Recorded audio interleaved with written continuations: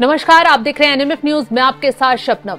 राहुल गांधी के विदेश में विवादित बयानों के बाद देश में बवाल बढ़ता जा रहा है। दरअसल राहुल गांधी ने विदेश में बैठकर मोदी सरकार के खिलाफ बयानबाजी की। आरक्षण को लेकर जो बयान दिया उस पर भारत में नेता भड़क उठे हैं। अब शिवसेना नेता के बाद अब राज्यसभा सांसद ने राहुल गांधी पर विवादित टिप्पणी की है। भारतीय जनता पार्टी के राज्यसभा सांसद अनिल बोंडे ने राहुल गांधी पर विवादित टिप्पणी की है। अनिल बोंडे का कहना है कि राहुल गांधी की जुबान दाग देनी चाहिए। जो उन्होंने आरक्षण पर बयान दिया है वो बेहद खतरनाक है। तो अमेरिका में राहुल गांधी ने बयान देते हुए आरक्षण पर कहा था कि कांग्रेस तभी आरक्षण खत्म करने के बारे में सोचेगी जब देश में सभी को समान अवसर मिलने लगेंगे। फिलहाल भारत में ऐसी स्थिति नहीं है। तो राहुल गांधी के इस बयान के बाद बीजेपी नेता से लेकर शिवसेना नेता भड़क उठे। इससे पहले शिवसेना नेता संजय गायकवाड़ ने राहुल गांधी पर विवादित टिप्पणी की थी। उन्होंने कहा था कि राहुल गांधी की जुबान काट देनी चाहिए और जो ऐसा करेगा उसको 11 लाख रुपए का इनाम दिया जाएगा। तो हालांकि संजय गायकवाड़ के बयान के बाद विवाद इतना बढ़ गया कि कांग्रेसी सड़कों पर उतर आए। जगह जगह उनके खिलाफ एफआईआर दर्ज की गई है, प्रदर्शन किए जा रहे हैं। खुद मल्लिकार्जुन खड़गे ने पीएम मोदी को चिट्ठी लिखकर राहुल गांधी पर विवादित टिप्पणी करने वालों पर एक्शन लेने की मांग की है। दरअसल रवनीत बिट्टू ने भी राहुल गांधी पर विवादित टिप्पणी की थी और उन्होंने राहुल गांधी को आतंकवादी कहकर संबोधित किया था, क्योंकि राहुल गांधी ने विदेशी दौरे में अमेरिकी सांसद इल्हान उमर से मुलाकात की थी। इल्हान उमर को भारत विरोधी कहा जाता है क्योंकि उन्होंने बीते दिनों पहले मोदी सरकार की आलोचना की थी। मोदी जब विदेश में गए थे वहां भारतीय मूल के लोगों को संबोधित किया था, वहां बयानबाजी की थी, तो उस पर भी आपत्ति जताई थी। और इल्हान उमर जो है वो लगातार अल्पसंख्यकों को लेकर मोदी सरकार को घेरती आई हैं, पीओके को लेकर बयानबाजी करती आई है, कश्मीर को लेकर वो विवादित बयानबाजी करती आई हैं। भारत विरोधी बयानों के लिए इल्हान उमर को जाना जाता है और इल्हान उमर से राहुल गांधी की मुलाकात पर देश में तमाम नेताओं ने आपत्ति जताई। राहुल गांधी उनसे मुलाकात करते हैं तो इससे बीजेपी भड़क गई और उन्हें आतंकवादी तक रवनीत बिट्टू की तरफ से कहा गया। अब हालांकि कांग्रेस ने बवाल शुरू कर दिया है। रवनीत बिट्टू समेत तमाम जो बीजेपी के नेता हैं, शिवसेना नेता है और योगी सरकार के मंत्री हैं जिन्होंने राहुल गांधी पर टिप्पणी की है, उन पर कार्रवाई की मांग की है। और इसी बीच अब एक नया बयान सामने आ जाता है जिससे नया बवाल शुरू हो गया है।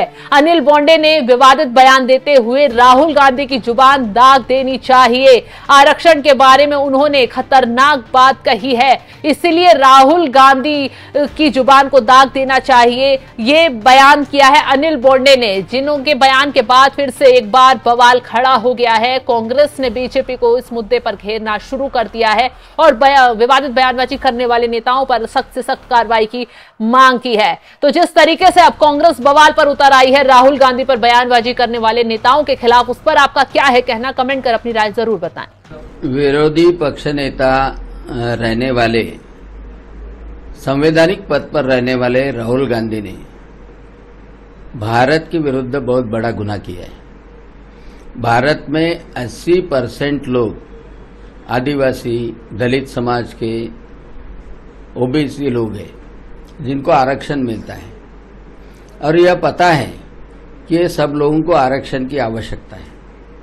लेकिन राहुल गांधी ने भारत में संविधान की रक्षा करने का नैरेटिव फैलाया। भाजपा आई तो संविधान बदलेंगे, आरक्षण निकाल लेंगे, ये बोला